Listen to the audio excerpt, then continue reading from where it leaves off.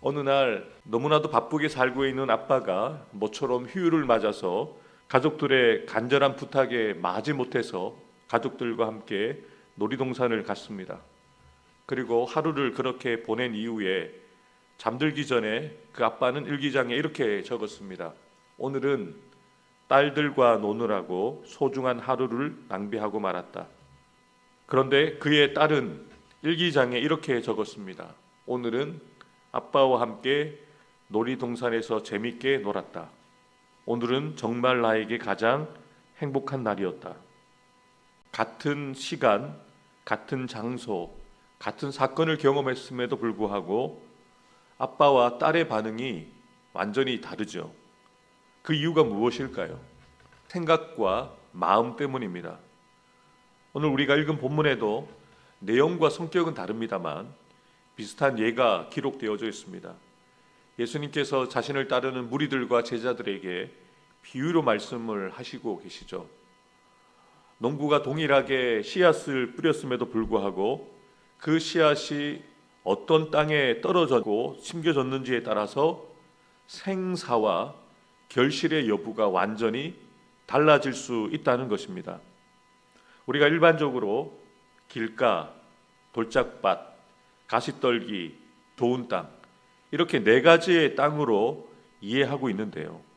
도적에서 말씀을 드리면 좋은 땅도 30배의 결실을 맺는 좋은 땅, 60배의 결실을 맺는 좋은 땅, 100배의 결실을 맺는 좋은 땅으로 볼 수 있기 때문에 6가지의 땅으로 구분할 수가 있습니다. 어떤 땅에 그 씨앗이 뿌려졌느냐에 따라서 그 씨앗이 사느냐 죽느냐 그리고 그 씨앗이 얼마만큼의 열매를 맺느냐가 확연하게 달라질 수 있다는 것이죠. 우리가 이렇게 보는 관점은 우리의 관점입니다. 왜냐하면 인간들은 눈에 보이는 결과를 얻기를 원하잖아요. 어떤 결과를 낳느냐에 따라서 평가가 달라지기 때문에 우리는 자연스럽게 이렇게 봅니다. 많은 결실을 맺는 땅이 가장 좋은 땅이다. 하나님의 관점은 아니라는 것이죠. 예수님께서는 두 가지로 구분하여 말씀하고 계시는 겁니다. 결실하지 못하는 땅, 그리고 결실하는 땅. 말씀을 듣고 행하는 자, 그리고 말씀을 듣고 행하지 않는 자. 이 두 사람으로 구분을 하는 거죠. 하나님께서 우리를 이 땅에 심으신 이유가 무엇이겠습니까? 오늘을 우리로 생명을 허락해 주시고 또 오늘을 살게 하시는 이유가 무엇이겠습니까? 예수님께서 제자들과 마지막 날을 앞두시고 제자들과 시간을 보내시면서 그들에게 유언과 같은 말씀들을 하신 내용들을 사도 요한이 기록하고 있는데요. 요한복음 15장 16절에는 예수님이 제자들을 택하신 이유를 분명하게 이렇게 밝히십니다. 너희가 나를 택한 것이 아니요 내가 너희를 택하여 세웠나니 이는 너희로 가서 열매를 맺게 하고 또 너희 열매가 항상 있게 하여 내 이름으로 아버지께 무엇을 구하든지 다 받게 하려 함이라. 예수님이 제자들을 선택하신 이유, 저와 여러분들을 선택하신 이유는 열매를 맺게 하되 항상 그 열매를 맺게 하도록 우리를 택하시고 불러주셨다는 거죠. 그런데 이 열매가 어떤 마음을 가진 사람들에게 말씀이 들려지고 그 말씀에 반응하느냐에 따라서 달라질 수가 있다는 거죠. 우리가 어떤 마음으로 하나님의 말씀을 받느냐, 어떤 마음으로 하나님의 말씀에 반응하느냐에 따라서 여기 계신 분들의 숫자만큼 결실의 결과가 달라진다는 거죠. 왜 그럴까요? 잠언을 기록한 지혜자는 이렇게 분명하게 이야기를 하죠. 더욱 내 마음을 지키라. 왜냐하면 그 마음에서 생명이 나기 때문이다. 우리의 마음의 상태에 따라서 우리가 맺게 되어지는 열매가 달라질 수 있다는 것을 분명하게 지혜자는 이야기를 하고 있는데요. 예레미야 선지자는 우리의 마음의 상태에 대해서 이렇게 이야기를 합니다. 예레미야 17장 9절과 10절입니다. 만물보다 거짓되고 심히 부패한 것은 마음이라. 나 여호와는 심장을 살피며 폐부를 시험하고 각각 그의 행위와 그의 행실대로 보응하나니. 예레미야 선지자는 우리의 마음의 상태를 심히 부패하였다라고 이야기를 합니다. 거듭나기 이전에, 예수님을 만나기 이전에 우리의 마음의 상태는 심히 부패하기 때문에 말씀이 우리의 마음에 들려도 깨달아지지 않고 믿어지지 않고 그 말씀대로 살지 않기 때문에 열매를 맺을 수 없는 마음의 상태라는 것이죠. 그런데 우리가 성령 안에서 거듭나게 되어지고 우리 안에 예수의 마음을 품게 되어지면 우리가 이전과는 다른 열매를 맺게 된다는 거죠. 이전과는 다른 수준의 열매를 맺게 된다는 것이죠. 우리 안에 성령께서 내주하시고 역사하시면 성령께서 우리를 도우셔서 우리로 하나님이 기뻐하시는 열매를 맺게 하시는 것이죠. 그래서 사도 바울은 갈라디아 교회 성도들에게, 저와 여러분들에게 이 땅을 살아가면서 맺어야 될 열매에 대해서 분명하게 말씀하고 있습니다. 오직 성령의 열매는 사랑과 희락과 화평과 오래 참음과 자비와 양성과 충성과 온유와 절제다. 이 모든 이 성령의 9가지 열매는 내면의 열매죠. 성품적인 열매죠. 성령의 열매를 맺어갈 수 있도록 성령께서 우리 안에 도우셔서 이 9가지 열매를 맺게 하시는데요, 이 열매를 맺는 궁극적인 목적은 예수님을 닮아가는 겁니다. 예수님의 성품을 닮아가는 거죠.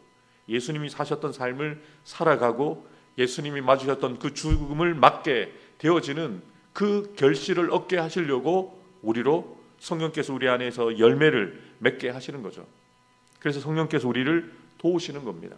성령께서 우리 안에 내주하셔서 우리가 하나님의 기뻐하시는 삶을 살아내도록 우리를 도우시는데요, 우리가 분명한 사실은 우리는 스스로 열매를 맺을 수가 없습니다. 우리의 마음은 심히 부패하여서 언제든지 변질될 수가 있습니다. 그래서 주님이 열매에 대한 말씀을 하시면서 먼저 이렇게 말씀하시거든요. 요한복음 15장 1절부터 6절까지의 말씀. 나는 참 포도나무요 내 아버지는 농부라. 무릇 내게 붙어 있어 열매를 맺지 아니하는 가지는 아버지께서 그것을 제거해 버리시고 무릇 열매를 맺는 가지는 더 열매를 맺게 하려 하여 그것을 깨끗하게 하시느니라. 너희는 내가 일러준 말로 이미 깨끗하여 졌으니 내 안에 거하라. 나도 너희 안에 거하리라. 가지가 포도나무에 붙어 있지 아니하면 스스로 열매를 맺을 수 없음 같이 너희도 내 안에 있지 아니하면 그러하리라. 나는 포도나무요 너희는 가지라. 그가 내 안에 내가 그 안에 거하면 사람이 열매를 많이 맺나니 나를 떠나서는 너희가 아무것도 할 수 없음이라.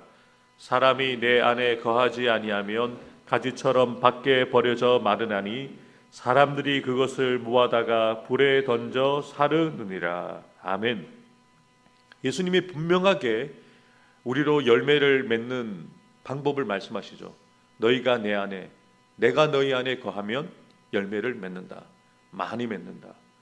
우리는 스스로 열매를 맺을 수 없다. 이것이 우리의 실존입니다. 그래서 너희는 내게 붙어 있어야 된다.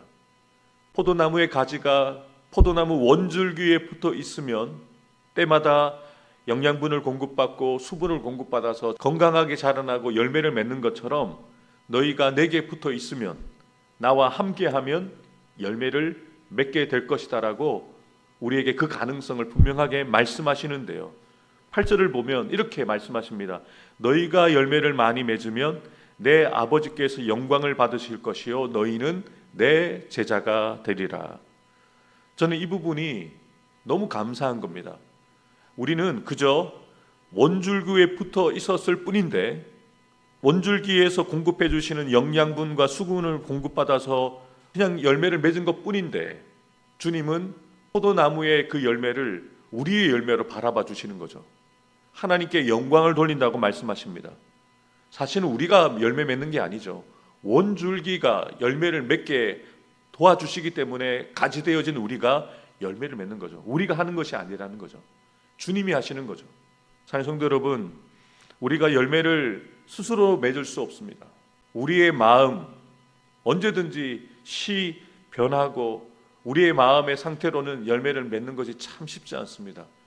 그래서 주님이 우리에게 그 방법을 말씀하시죠. 나와 함께 하자. 내게 붙어 있어라. 너희들 안에 내주하는 성령님의 도우심을 받아라. 그러면 성령이 너희를 도우시고, 너희가 나와 함께하면 내가 너로 열매를 맺게 하실 것이다 라고 분명하게 말씀하십니다. 오늘 하루도 우리가 주님과 붙어 있어야지만 열매를 맺을 수 있습니다. 주님께서 공급해 주시는 영양분과 그 수분을 공급받아 주님이 주시는 힘으로 우리가 살아있고 열매 맺을 수 있다라고 주님이 분명하게 말씀하십니다. 그리고 주님께서 자신이 이 땅에 오셔서 열매 맺는 방법에 대해서도 분명하게 말씀하셨죠. 요한복음 12장 24절입니다.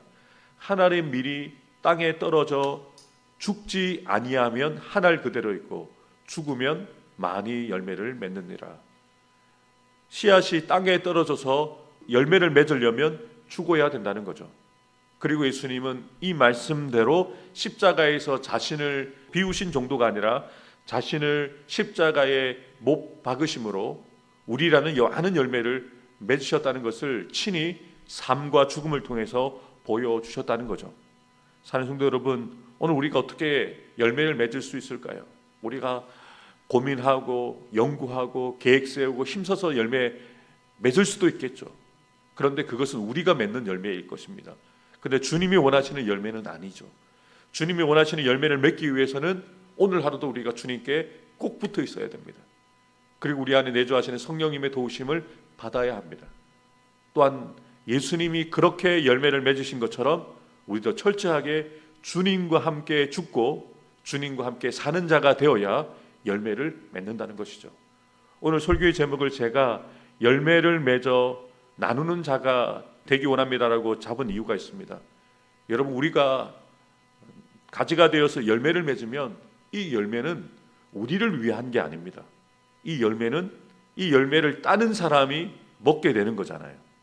우리가 열매를 맺어서 누군가가 이 열매를 먹고 배부르고 기쁠 수 있다면 우리도 얼마나 기쁘겠어요. 주님이 그렇게 사셨거든요. 주님이 맺은 그 열매를 주님이 가져가신 게 아니라 그 열매를 통해서 다른 사람들을 먹이시고 살리시고 구원해 주셨거든요. 우리의 삶도 마찬가지입니다. 열매 맺는 목적은 성공이 아닙니다. 다른 사람들이 우리를 알아주고 우리를 인정해 주는 게 목적이 아닙니다. 우리가 열매 맺어서 다른 이들에게 내가 맺은 열매를 나누는 거죠. 그들이 살도록, 그들이 살아나도록, 그들이 행복할 수 있도록, 그들이 예수 믿도록 열매를 맺는 거죠. 그래서 우리가 우리의 착한 행실, 착한 열매를 맺어서 하나님 앞에 영광을 돌리게 되어지는 이 기쁨을 위해서 우리가 열매 맺는 삶을 살아가야 한다는 것이죠. 사랑하는 성도 여러분, 우리는 스스로 열매를 맺을 수가 없습니다. 우리의 마음은 심히 부패하여 길가와 돌짝밭과 가시떨기와 같은 그런 마음의 밭입니다. 그런데 주님께서 우리의 마음을 기경하여 주셔서 좋은 마음의 밭이 되게 하셨습니다. 그리고 주님과 함께 하는 때에 주님께서 우리로 열매를 맺게 하시고 성령께서 우리로 열매를 맺게 하실 것입니다. 오늘도 주님과 꼭 붙어 있고 성령의 인도하심을 따라 열매 맺는 삶을 살아감을 통해서 다른 이들에게 이 열매를 나누고 베풀고 섬기는 삶을 살아가는 저와 여러분들 되기를 주님의 이름으로 축복합니다. 기도하겠습니다.